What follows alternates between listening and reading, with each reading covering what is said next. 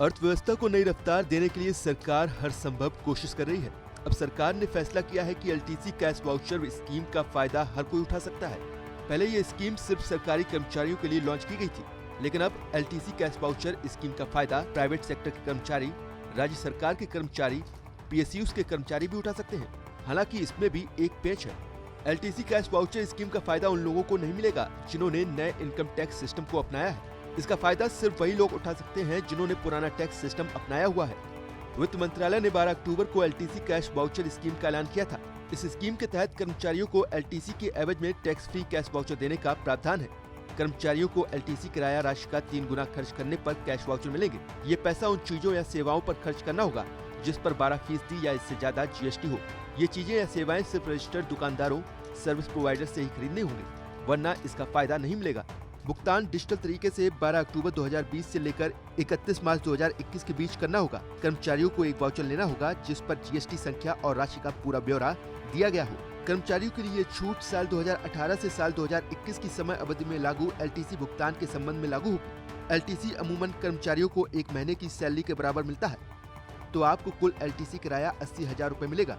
ऐसे में आपको एलटीसी कैश वाउचर स्कीम का फायदा लेने के लिए 80,000 रुपए के 3 गुना राशि यानी 2,40,000 रुपए खर्च करने होंगे। 2,40,000 खर्च करने पर ही आपको एलटीसी कैश वाउचर मिलेगा।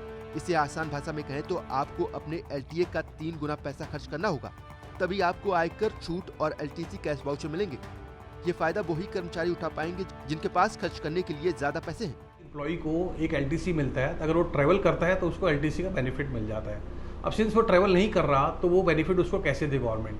तो गवर्नमेंट ने एक एलटीसी कैश वाउचर स्कीम लाए हैं जिसमें हर एक एम्प्लॉई पर पर्सन 36,000 रुपये उसका बेनिफिट ले सकता है। और अगर फैमिली ऑफ 4 है तो 4 लोगों के लिए एग्जाम्पशन है ये मैक्सिमम एक फैमिली में, तो 36,000 इंटू 4 1,44,000 का एलटीसी का बेनिफिट मिलता है। तो अगर वो उस स्कीम के तहत इसका 3 गुना खर्चा कर लेता है यानी 4,32,000 का खर्चा करता है तो उसको एलटीसी का बेनिफिट मिलेगा। अब उस एलटीसी के बेनिफिट पे 1,44,000 का मतलब है उसको 43,200 का टैक्स बेनिफिट मिलेगा। अब इसमें एक कंडीशन और है कि जो 4,32,000 का आप खर्चा करेंगे, एक तो जीएसटी रजिस्टर्ड डीलर से खरीदा होना चाहिए, दूसरा ऐसी आइटम्स या सर्विसेज पे खरीदा होना चाहिए जिसमें 12% से ऊपर जीएसटी हो। तो मेरे हिसाब से ये वेलकम स्टेप है क्योंकि इसमें 3 फायदे होंगे। एक तो एम्प्लॉय जिसको टैक्स बच रहा है, दूसरा जो दुकानदार जो या संस्थाएं जो सर्विसेज या गुड्स दे रही हैं उनको बेनिफिट है क्योंकि उनकी दिवाली के मौसम में उनकी सेल्स बढ़ेगी। तीसरा ये गवर्नमेंट को भी फायदा होगा क्योंकि इसमें जीएसटी कलेक्शन बढ़ेगी। इस स्कीम का मकसद कर्मचारियों को ज्यादा से ज्यादा खर्च करने के लिए प्रेरित करना है। यही वजह है कि सरकार ने इस स्कीम के दायरे को बढ़ाकर इसमें प्राइवेट और राज्य सरकार के कर्मचारियों को शामिल किया है।